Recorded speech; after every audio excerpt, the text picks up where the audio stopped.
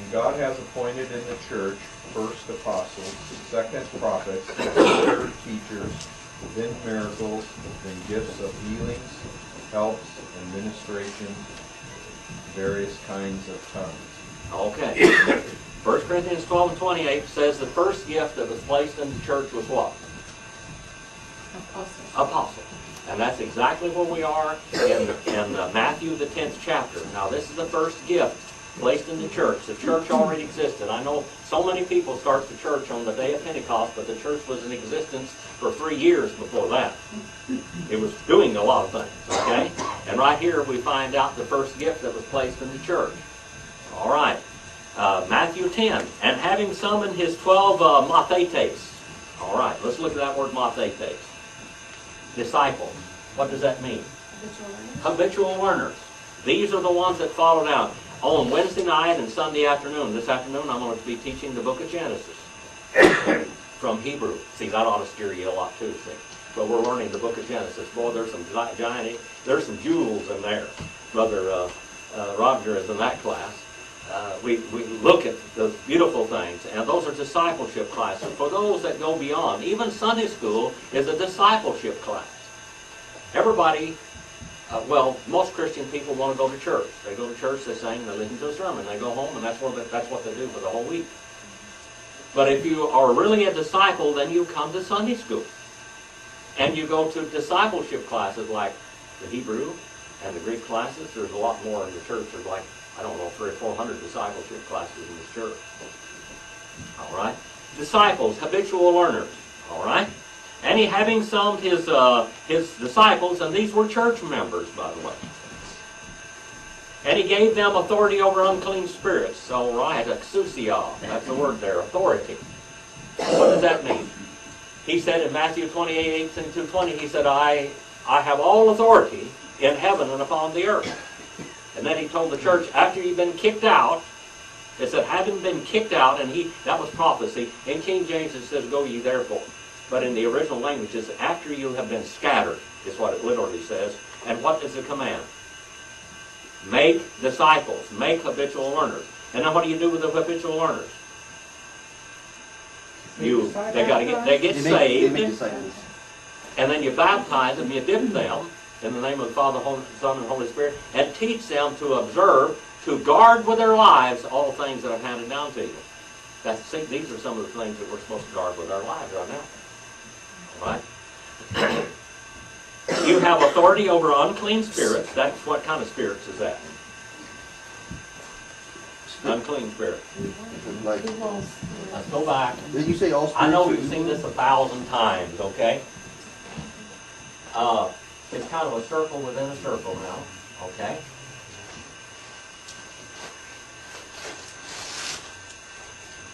Back in eternity past, God created spirits and angels. Spirits and angels. These are angels, right here, and these are spirits, all right? This is, in Hebrew, this is ruach, and in Greek, it's pneuma. We get our word pneumatology and all that out of study of spirits, okay? Out here, we're going to call these spirits. Spirits do not have form. Spirits seek to dwell in human or animal flesh, okay? Angels have form. We have Michael, we have Gabriel, and we have, who's the other guy? Lucifer, all right? Now, in all of these forms, we have Gabriel over the intellectual realm, and this is the info realm, okay? And we have Lucifer over what realm? Material realm, okay? And we have Michael over what? The spiritual realm, okay? Now, all of these, in these realms, there's angels over the material, there's angels over the spiritual, and angels over the informational realm. Everybody that ever was demon-possessed had a, what kind of angel are they? Spirits? What kind of spirits? Unclean spirits. These spirits from these three realms will affect people's lives. Okay? Affect people's lives. The most dangerous spirits, according to the Bible, were those spirits from the spiritual realm. Those must be put into the bottomless pit and locked up because they're too dangerous to turn loose on man, but they will be turned loose on man during the tribulation period. Okay? Angels materialize. You can see an angel. What do they look like? They look like people. Okay? They look like people. They walk around, they look like people. Okay? You may have seen angels. Angels are from a different dimension. So are spirits. Angels and spirits are from a different dimension. We understand our dimension, but there's about 98% of the dimensions out there that we don't understand. Okay? Brother Brett, how many dimensions are there? Well, Science. Science has discovered how many dimensions? 6. But there's probably 10, really. There's 10 dimensions. But they recognize 6, though. We only understand about 3.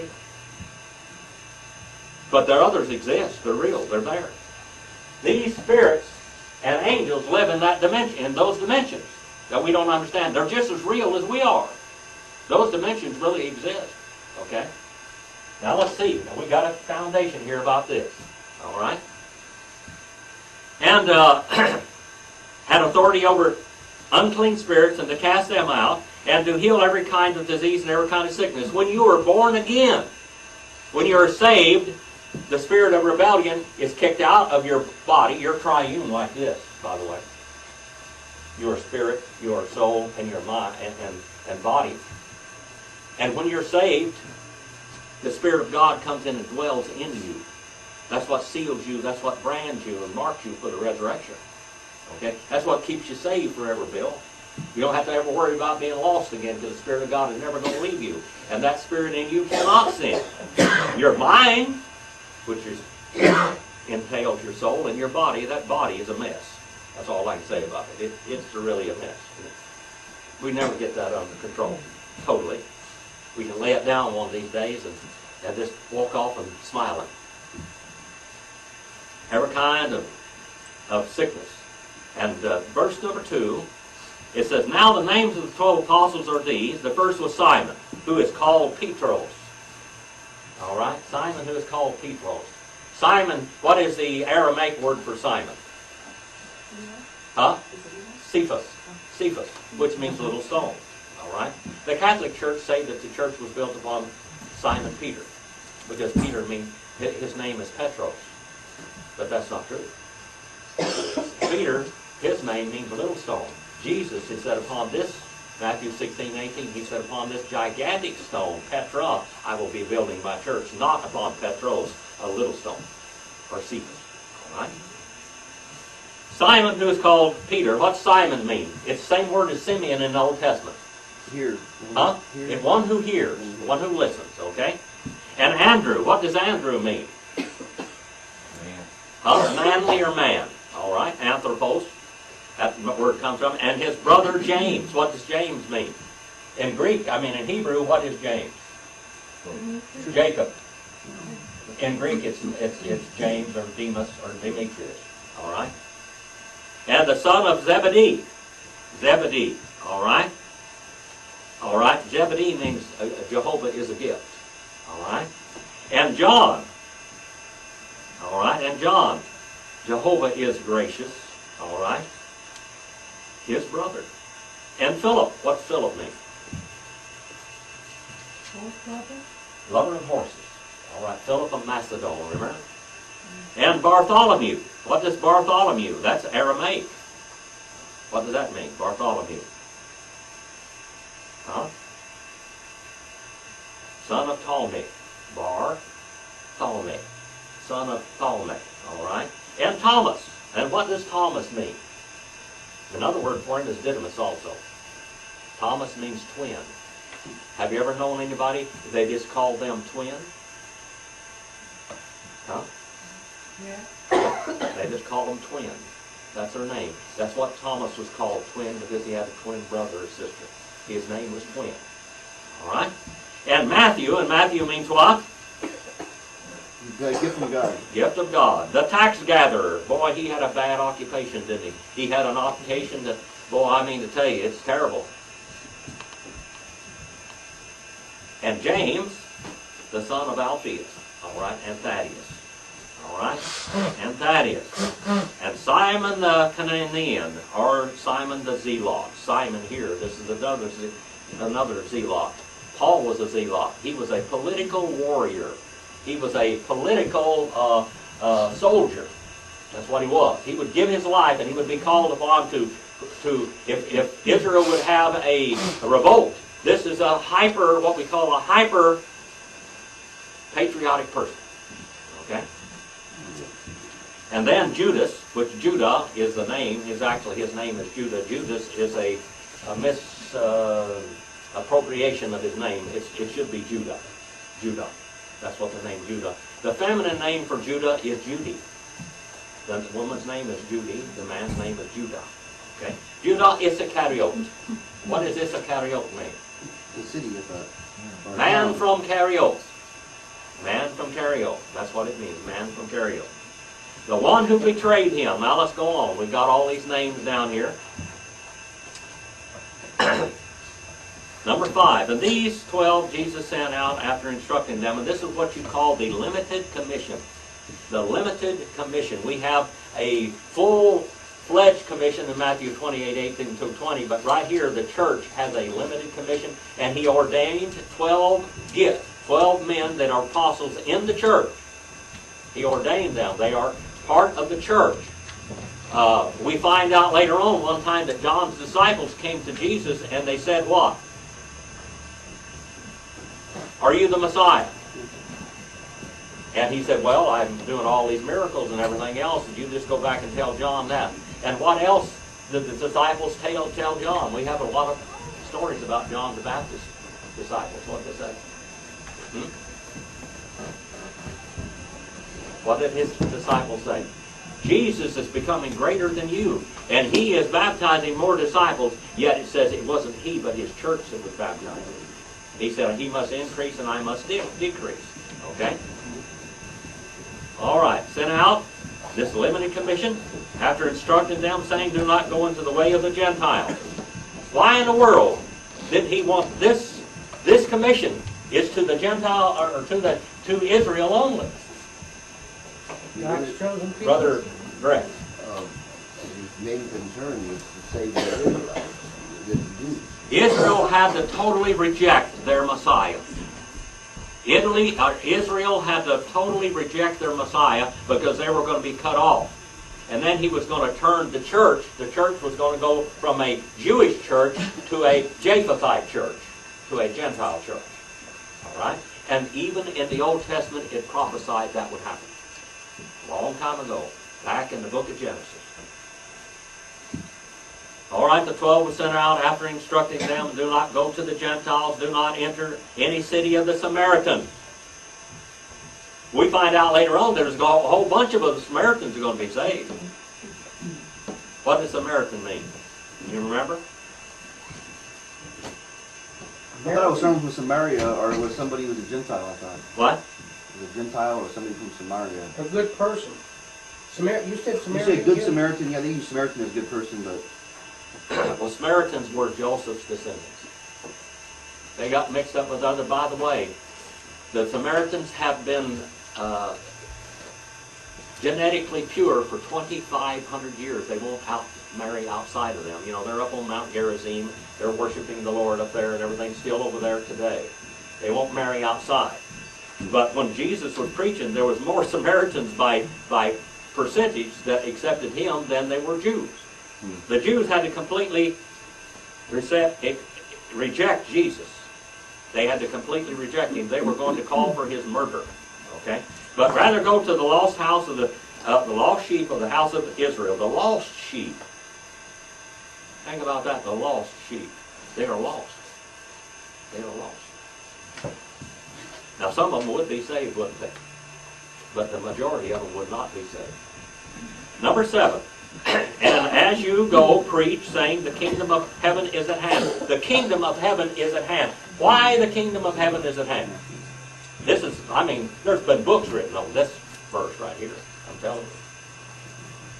Alva McLean, The Greatness of the Kingdom. The Theocratic Kingdom by George N.H. Peters was like a 3-volume set on this verse. This verse. But in short, in what we call Greek shorthand, what this means is the king of the kingdom was there. The king is here. The king of Israel is among you now. Right now, the kingdom is here. Will you accept your king? Okay? The kingdom is at hand. Heal the sick, raise the dead. Why is he going to heal the sick and raise the dead? Why are they going to do it? What is the purpose of it? Just because all these people are sick, they all need healing? What? Show that he's the Messiah. These are the messianic credentials. These are the credentials of the messianic king. He's going to prove to Israel beyond the shadow of a doubt that I am the king of Israel. They already knew that he was the right lineage. Why is the Gospel of Matthew written? How is it written showing Jesus as what? The king, the legitimate heir to the throne of Israel. Okay, remember, we got Matthew, Mark, Luke, and John. We have three synoptic Gospels, which are Matthew, Mark, and Luke. Okay, they go together. John is kind of an oddball. He's not part of the synoptics. But all of them show Jesus in a different way. This one shows him as the king of Israel. 8 simply says that these are the credentials of the kingdom. All right, the credentials of the kingdom. Do not acquire. Heal the sick, raise the dead, cleanse the lepers, cast out demons. Freely you received freely. Do it without charge. I guarantee you, when anybody wants to be cleansed in the temple, it costs them money. From the Sadducees? It costs them money. They're going to have to pay, and they're going to have to take a sacrifice. Jesus said, go out without money, without charge, and do this now. Do not acquire gold, or silver, or copper. These are all forms of money, aren't they? All our money is copper, by the way. we got silver-plated looking stuff. Back in the 1964, you could get an American quarter, and it was really made out of silver. It's what you call what? What kind of silver? Nickel? No. Nickel silver? No, nickel silver is what the nickels were made out of. That's what's called German silver or nickel silver. Sterling silver. Sterling. I heard that. Sterling silver. All right. Do not acquire gold or silver or copper for your money belts. Gold, silver, or copper for your money belts. For your money belts. People wear belts that have a zipper in them that are fold in there, and you put money in that belt. Okay. Don't worry about money at all. You're going out there and you're preaching to these people. By the way, these are the richest people in society. These Pharisees were the top dollar people, the high upper echelon. Number 10, 10 and 10. And a bag for your journey, or even 2 pairs of underclothes. Don't even take some extra undershorts. You know, when you're going to go on a trip, you always take undershorts, don't you? He said, don't take your undershorts. Just go just the way you are. Or sandals. Or a staff, for the worker is worthy of his support. When you go out there, they're going to support you this time. Later on, when they go out there, they're going to kill you. And into whatever city or village you enter, inquire who is worthy in it, and abide there until you go. Go in there, and you'll find out who is worthy of the message. Don't cast your pearls before swine. The Bible says. Amen on that one. It don't work. I mean, It's a loser. who do we don't know who's going to accept the gospel and who isn't going to accept the gospel. I teach on the radio almost every day, short wave. And I get some people out there. I was in there teaching yesterday for about an hour and a half, and this guy was whistling all the time I was teaching, trying to cover me up. He didn't want people to, I was talking about the Bible and the history of the Bible and the civilization of mankind. People were asking me, like, this guy's out there hollering and screaming, trying, and see, he wasn't worthy. He was some kind of a, probably demonic. You know what was causing him to whistle? Probably demons. Those unclean spirits. There are people out in the world today that have unclean spirits in them. Why do you think, what empowers Charles Manson? That guy's got power. You ask his prison guards, that guy's got power. Yeah. Unclean spirits. Spirits desire to what? To dwell in human or animal flesh. Number 12. And you enter into the house, give it your greeting. And if the house is worthy, let your greeting of peace come upon it. But if it's unworthy, let your greeting of peace return to you. Whoever does not receive you nor hears your words as you go out of the house or that city, shake off the dust off of your feet. Just stomp your feet and knock the dust off. Is that deacon? Their sin is on their own heads. You told them the truth. You told them the truth. Truly I say to you, it will be more tolerable for the land of Sodom and Gomorrah in the day of judgment than for that city. And where are the most cities, where are the people that are going to get the most judgment? The ones around the Sea of Galilee. All those 9 cities around the Sea of Galilee. And those 9 cities had at least 15,000 or more inhabitants in each city. And they will be judged the greatest because they saw more miracles, more confirmation of who Jesus actually was. Number 16 now. Behold, I send you as sheep in the midst of wolves. I send you as sheep in the midst of wolves. Therefore be shrewd as serpents. What's the word for serpent in Hebrew? Nahish. What? Nahash. All right. And what does that mean? It literally means deceiving serpent. You know, a serpent isn't very fast most of the time, are they? While the serpents get their food, they sneak up on it and get it. Or they lay by the way and they fool things. They'll lay there. I remember one time, a long time ago, I was up cutting wood. I had firewood business, and I took my nephew with me up there. And we were getting ready to eat. Well, I'd go out there, and I wouldn't let my boys eat until we got all the wood cut. If they ate before the wood was cut, we didn't get any more wood cut. That's just the way it was. So we'd get all the wood cut for a whole load, and then we'd eat lunch. And then we'd load it after lunch. So they knew that. One time I took my brother up there, my brother Jimmy Phillips, the one that he's been in the class a long time ago. He's a singer and drummer, you know, for Buck Owens and all that stuff years ago. Anyway, I took him up in the mountains with me. We were going to go cut wood. And he said, Jimmy, those boys are hungry. And I said, yeah, Jimmy. But I said, if we feed them now, we won't get any wood cut. We will work them until they get the wood cut. And I said, then we'll sit down and we'll relax. We'll take an hour off and we'll rest. And then we'll load the wood up. He wanted to eat before we got the wood loaded. It was dark 30 when we got the wood. After that, dark 30. Anyway, my nephew, Willie, was coming down the side of the mountain. We were out there. I would go and start the engine up, and I always would make great big burritos and put them on the engine and let them warm up. And I'd get them a Dr. Pepper or a glass of water or whatever else, and I'd take them out there and have them a hot meal. And we'd have all kinds of stuff in there. We'd have beans and potatoes and chili, whatever else in those burritos. They'd eat until they filled up on them. And here comes Willie stepping down, and we're sitting underneath this great big live oak tree. And we walked by, and there was a cow patty. How many of you know what a cow patty is? Yeah. There was a cow patty laying there. It was dumb, huh? About 10 foot from us. It's a big one, about like that right there. That big around. My nephew come by there, and he was coming down the hill, and his foot was going to go step right on that cow patty. But it wasn't a cow patty, a great big timber rattler goes, his head just goes like that. Willie just goes through the air. He does not put his foot down. He just comes on down that hill. That rattler was 6.5 feet long. Now hush. Timber rattler. Yeah. Shrewd as serpents, innocent as doves. Number 17. But beware of the men, for they deliver you up to the courts and to the courts. Now, where were the courts? Where were all the courts? Where? Sanhedrin, I thought. Where were the courts in the Jewish society? Sanhedrin. The temple. Synagogues. In the synagogue. So what does that mean? They're going to take you to the synagogue and they're going to try you in the synagogue. The national Israel is going to reject me. They're going to take you to the synagogues, the courts in the synagogues, in their synagogues, and scourge you in their synagogues.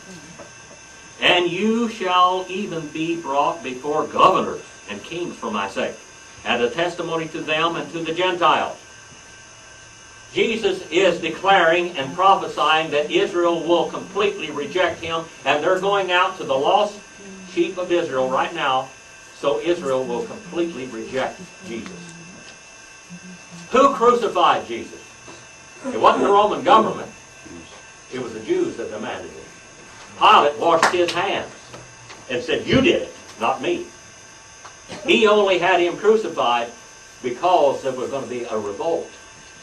A civil war would take place. They demanded. He said, "I'll give you a murderer. You want this murderer turned loose? You want Jesus turned loose?" They said, "Give us a murderer."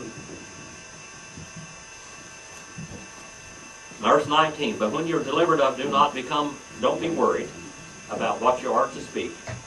Word shall be given to you in that hour, what you shall speak." Now this is something that a lot of people today, I've heard this so much. You know, I started out in the charismatic groups. That's where I went when I was a kid. And those preachers used to say, "Don't ever worry what you're going to say. Just get up there and start talking when you get up and preach." Have you ever heard that, Brother Ray? Yeah. If you prepare for your sermon before you get up there, you're sinning, according to them. Well, I'm going to tell you something. We're not living in the age of inspiration today. And this is for this time right here. This is for this group of people right here on this expedition, this limited commission. That does not apply to us today at all. Okay? This doesn't apply to us today. This is what we call, when you're interpreting scriptures, who's talking? Who's talking here? Jesus. Jesus. Who's he talking to? The 12 apostles that are going to go out on this limited commission. Okay? That's the subject. The subject is, when you go out during this period of time right now, don't prepare what you have to. You don't have to prepare what you're going to say, because I'm going to take care of you on this limited commission. Okay? Now, we already blew away all of that charismatic baloney now. They're all wrong. Okay? That doesn't work today. That doesn't apply to us today at all. For it is not for you who speak, but it is the Spirit of the Father who speaks in you. 21 says, "Brother will deliver up brother to the death, and father his child, and children will raise up against parents, and they will cause them to be put to death." This is what's going to happen over this. This is what's going to happen over this limited commission. This is what's going to be the result of it, okay? 22. "And you will be hated by all on my account, my name, but it is the one who has endured to the end who shall be saved." Now listen to that. Brother Bill, how many times you ever heard that used out of context? Now, you don't have to endure to the end to be saved. That doesn't have anything to do. Go to Matthew, the 24th chapter, real quick. Matthew 24. That's in the book also. Matthew, the 24th chapter. Now this is talking about Israel. Israel. This is Matthew, the 24th chapter. This is talking about the very end time. Here we have the limited commission. But now Jesus goes in and he takes a little parenthetical praise right here. Like a parenthetical praise. You know what that means, parenthesis, parenthetical praise? That means that it really isn't part of the verse or this context, okay? And he jumps ahead. All right, he jumps ahead. Matthew 24 and verse 13. If you go all the way back up, you'll find out in verse 3 this subject starts, and these are the woes. And Matthew 24 and verse 1, if you go back to the front of that, "And Jesus came out of the temple and was going away when the disciples came up and to point out the temple buildings to him. And he answered and said to them, 'Do you not see all these things? Truly I say to you that one stone will not be left upon another, which will not be torn down.'" Why would why would the whole city of Jerusalem be torn down? Because you're trying to get all the gold out of the temple, I thought. Wars. When they come sack that city, they took all the gold out and they had to knock it all down and get all the gold. That was part of it, yeah. Why? Because he's going to rebuild it. No. Why was the city of Jerusalem going to be destroyed? It's written. Why was national Israel going to be destroyed and scattered? Will be rebuilt. Because they rejected the Messiah. And they were so rebellious in rejecting the Messiah. Remember the guy that Masada and all this kind of stuff? They were a rebellious people. They were a God-hating people. They were a Messiah-hating people. They were their king-hating people. And they would reject him, and God would reject them.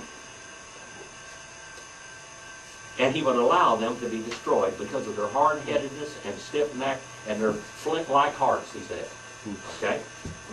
You go on down here, and he said, and he was sitting on the Mount of Olives, and the disciples came and said, tell us, when will all these things be, and what will be the sign of your coming, and the end of the age? The end of the age. What is that? The end of the church age. What's at the end of the church age? The tribulation period. So now he jumps into the tribulation period. And Jesus answers, have to see to it that no one misleads you. For many will come in my name, saying, I am the Christ, and will mislead many. The false Messiah will come, and Israel will accept him, won't they? Israel is looking for the false Messiah today, and they will accept him. They're going to build the temple over there. They're asking Christians to give money to donate to the temple they're going to build in Israel today. That temple is going to be the Antichrist temple. You want to donate to the Antichrist temple? Not me. Israel needs to repent. Still, they're still ravaging and thumbing their noses at God today. They haven't changed a bit. God is going to use them in the last time. In God's economy, God will use Israel, but they are still living in rebellion against God today. And by the way, America does not have to defend Israel in the Middle East. Neither does Great Britain. Neither does Germany. Neither does anybody. You know who's going to defend them over there? When the time comes? Jesus himself. He will, when all the world is coming against them and all of those nations are coming around them, they're going to look up finally, after 2/3 of them 2 out of 3 of them have been killed, they're going to look up to God and say, "Oh, help me." And then Jesus will come into heaven and he'll look down and he said, "Where did you get those scars in your hands and the wounds in your feet and in your side?" And he said, "In the house of my sins," and they will mourn as one mourns over the only begotten Son. Nation will rise against nation, kingdom against kingdom, in various places, famines and earthquakes. This is talking about the tribulation period, isn't it? All right? And then it says, this is nearly the beginning of the birth pains. They will deliver you up to tribulation and will kill you, and we will be hated by all nations in my name. Look at that. This is a repetition. Jesus jumped from the limited commission all the way over to the end times. And it's Israel, they are going to be the evangelist in the end time. Israel will become the evangelist. There's going to be 144,000 of them that's going to be marked. And they're going to evangelize. And God will save them, and he will protect them then. But they have to look at him as the Messiah.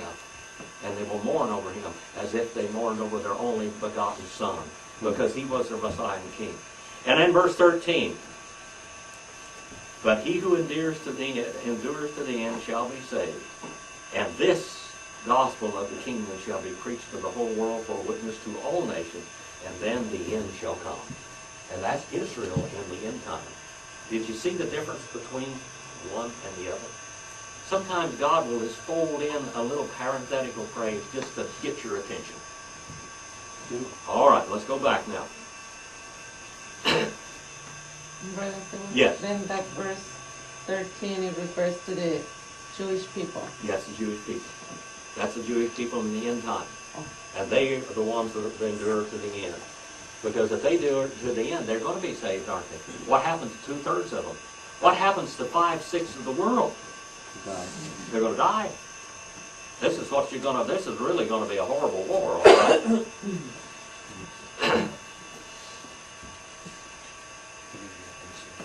All right, let's go on a little. Verse number 23. But whenever they persecute you in this city, flee to the next. For truly I say to you, you shall not finish going through the cities of Israel until the Son of Man comes. By the way, is the Son of Man in front of them right there? Yeah, what's he talking about? He's talking about a future time when future Israel comes. Verse number 24. We go back. We go past this parenthetical phrase into a new area here. A disciple is not above his teacher, nor a slave above his master. It is enough for the disciple that he become as his teacher, and the slave as his master. If they called the head of the house Beelzebub, what means that? What does that mean? If they called me what? If they called me the leader of the demons, the leader of the demons, Beelzebub, all right, that means the god of the demons.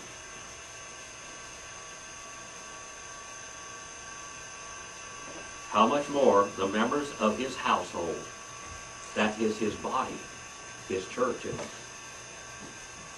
Verse number 26, therefore do not fear them, for there is nothing covered that will not be read, nor hidden that will not be known. For I will tell you in the darkness, what I tell you in the darkness, speak in the light, and whatever you hear whispered in your ear, proclaim upon the housetops.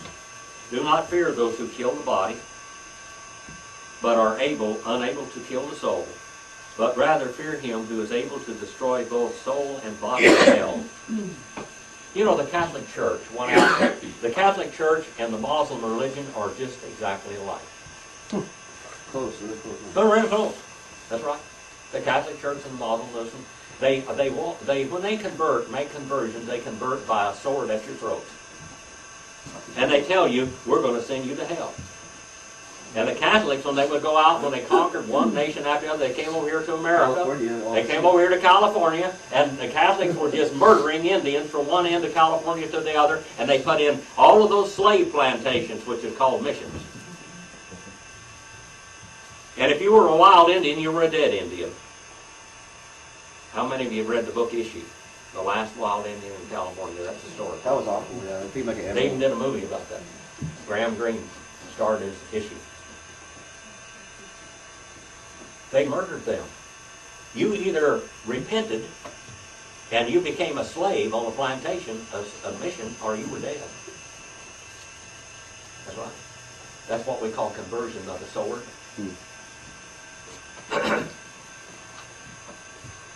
And they would try to teach these people that we're not only going to kill your body, we're going to send your soul to hell because we have power. We have power over the gates of hell in heaven. They say that Peter got the keys to the kingdom. And a lot of people believe that. They live under the theory might is right. The fear, yeah. Are not two sparrows sold for a cent? And yet, not one of them will fall to the ground apart from your Father. There's not one bird dies in this world that the Lord doesn't know about. Did you know that? And God provides for all these little birds out there. They provide for them. I'm a sucker for animals. Did you know that? Some of you people know that. You've been around. I was out there in the yard the other day, and there was a little old orphan blackbird out there a few years ago, and I called her, what was her name, Marilyn? Puff. Puff. I raised that thing big and wide for it for about 6 months, didn't I? Something like that. That bird, when it saw me, it'd go, wah, wah, wah, wah, just hollering at me like I was its mama. And I turned, took it outside, finally when it got grown, and I opened this little cage, and it flew up and flew around, and I often wondered where little Puff went. Blackbirds, the regular blackbirds eat bugs. They're exterminating machines. I learned one thing: they don't eat corn. They don't eat anything that's going to bother you or going to eat your chicken's feet or anything like that. They eat bugs. They're a asset to the environment. Okay. And I saw a little male blackbird the other day, and the cats were after it, and it had a broken, hurt wing. And I went out there and I grabbed the thing, and I put it up in the tree where it could jump up in there and get bugs to eat and everything else. Hey, boy, he thought it was going to kill him, but I just took him and put him up there and turned him in. I knew one thing, that God was watching him, and I guess he was guiding me. But I saved us a little life for a while, and got to live a few more days later. But the very hairs of your head are all numbered. Therefore do not fear. You are more valuable than many sparrows. Verse number 32. Everyone therefore who shall confess me before men, I will confess him before my Father who is in heaven. But whoever shall deny me before men, I will also deny him before my Father who is in heaven. And this is one of the reasons that we should make public professions of faith. Isn't it? This is where you get a public profession of faith. This is where we get that you make a public profession of faith and you allow yourself to be baptized. It doesn't get you saved, but you ought to do it, shouldn't it? All right? Do not think that I came to bring peace upon the earth, that I did come to bring peace upon the earth, but a sword. What happened? When I was teaching church history, the first class I taught and laid down the foundation of false and true religion. False religion will always try to persecute truth. Truth, you just get up and speak the truth. You don't have to go fight anybody. You don't have to hold a knife to the throat to get them converted. The truth will take care of it in God's Spirit. He's going to work with these people. I came to set man against his father, and daughter against her mother, and daughter-in-law against her mother-in-law, and a man's enemies would be a member of his own household. You'll find out if you're a member of a family of rats and you get converted, you're going to be a big rat. You're going to be the black sheep. You're going to be the black sheep of the family when you get converted. They're rats. They may be whoremongers and gamblers and thieves and liars and cons and everything you can think of, but you're going to be the black sheep. Yeah, how'd that work out? That's just the way it is. That's weird. You're the abnormal one. Huh? You're the abnormal one. You're the abnormal person. Yep. All right? He who loves father or mother more than me, he is not worthy of me. And he who loves son or daughter more than me is not worthy of me. And he who does not take his cross and follow after me is not worthy of me. He who has found his life. This is lower animal life. This is your niche in society. He who has found his life, his way in the world, he has found his niche, he's found his groove, his path in life, shall lose it. And he who has lost his life for my sake will find it. How do you lose your life? Huh? It means that you quit living for yourself. You quit living for yourself and you live your life for the Lord. Every day when I tell you to get out here, I say, go out and do something what? Eternal. Go out and lay yourself down. Go out and do something for the Lord. Go lay your life down and go out and do something for your Lord. Verse number 40. He who receives you receives me. He who receives me, or receives him who sent me.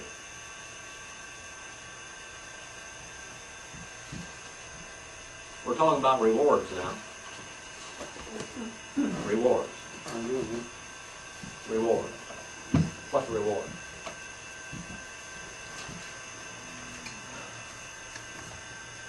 If you're going to hell, and if you're not too bad of a guy, do you know you're going to be rewarded? Huh? We're going to hell? If you're going to hell and you're not too bad of a guy, you know you're going to get rewarded. You mean like on earth? No, in hell. If you're going to hell. If you're going to hell, we already got an explanation of this a little bit earlier. Back up there it said it will be more tolerable in the day of judgment for Sodom and Gomorrah than you have heard.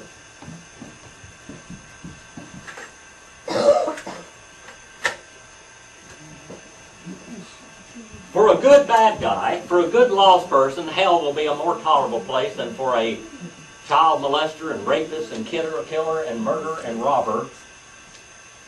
And people that, and Joseph Smith, I'm going to tell you something, some of these religious leaders that have led people astray are going to be in the hottest spots in Hades. How many people have they condemned with false, the papas, you know, the holy papas. How many people have they condemned?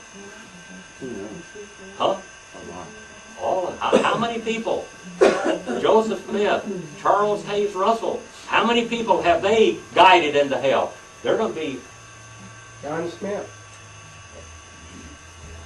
all of these people are going to be in a hot place in hell. But a person that's not quite so toxic in the world, that was a good guy in every way, but he just wasn't saved.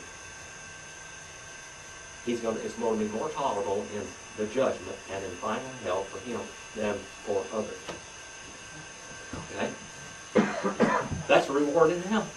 How many of you ever heard of that, rewards in hell? Never That heard is of true. I've never heard But of it's true, isn't it? Well, is it not from the Word of God? Okay. Now about heaven. Now when you're born again, you're going to go to heaven. Did you know that? You're marked forever. When the Spirit of God comes into you, on that side of baptism, everything else now, how do you get saved?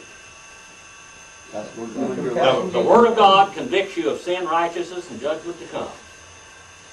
You repent of your sins and you call upon the Lord to save you. At that point in time, Spirit God comes into you and it's there with you for all eternity. You are marked and branded for the resurrection. You're going to go to heaven if you don't ever live another moment or do another thing. You're going to go to heaven. But if you do live after that, what you do is going to be put on your account if you do it right.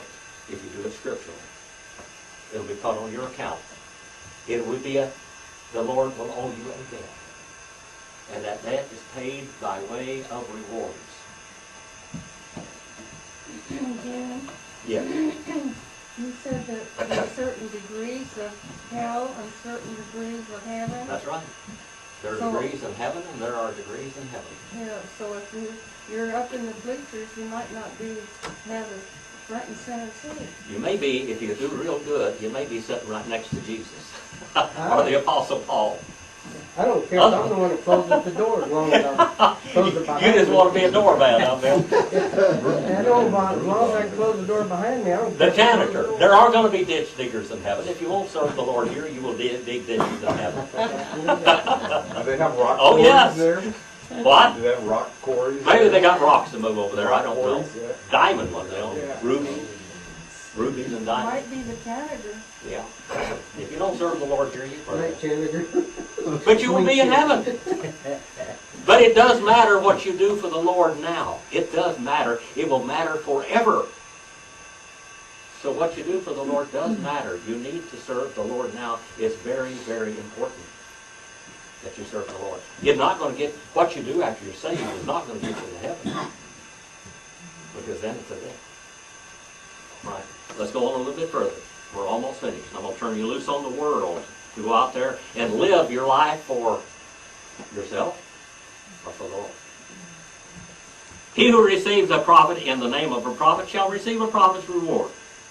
He who receives a righteous man in the name of the righteous man shall receive a righteous man's reward. Look at that. You got this, Brother Brad? I'm trying to take as much notes as I can. Yeah, all right, Brother Brad. Brother Rex. Exactly what does he mean when he says receive? Receive. He who receives a prophet in the name of the prophet shall receive. You will be given. I mean, what do you mean by when you receive the prophet? When you receive the prophet, if you accept him and honor him, Okay. you honor the prophet. You honor the prophet. Now, I'll tell you what, there's some people that are false prophets, you're not supposed to honor I them. started saying, how are we supposed to know the difference? By the instruction manual. So if you honor a prophet. This is the instruction manual right here. Okay? If you honor a prophet, God will honor you like a prophet. That's right. He's going to honor you like a prophet. If you treated the prophet like a prophet. All right? And a righteous man shall receive a righteous man's reward. These are rewards. See, remember, from verse 40 on, we're talking about rewards. Boy, we have gone through the gamut of things in here in this 10th chapter of the book of Matthew. He's chasing different things and going on. He's parenthetical praises, all kinds of stuff. Now he's jumping into rewards in heaven. Verse number 42 now. Verse number 42. Doris, are you looking at that? Yes. Yeah, you can read that last verse for me. And whosoever shall give to drink unto one of these little ones a cup of cold water, only in the name of a disciple, verily I say unto you, he shall in no wise lose his reward. All right. A cup of water. That may not seem very much to you. A cup of water. I remember when I was in, you got a lot of examples in the Bible of angels visiting people. Remember, we talked about angels and spirits. Angels are physical beings. You can see an angel if they appear. If they choose to appear to you, they have form. You cannot tell them from men. They probably dress in business suits or something. This is a funny thing. My wife used to look at me every now and then, well, about the first couple of 3 years that we were together, and she says, "Are you an angel?"